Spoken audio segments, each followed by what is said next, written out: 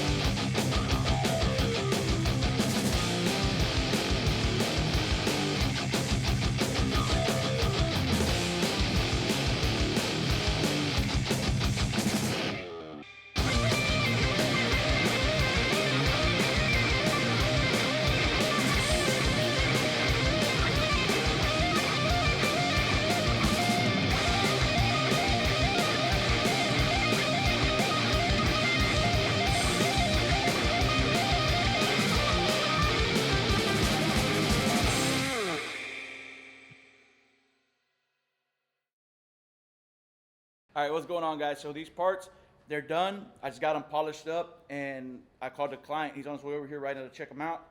They came out really good. I ended up coming in here this weekend and washing the truck. I had been neglecting it, and I got a couple other things done that I hadn't, that I've been kind of pushing off. So stay tuned, guys. Thanks for watching. Hit the like button if you haven't, subscribe if you haven't, and I'll see you on the next one. Later.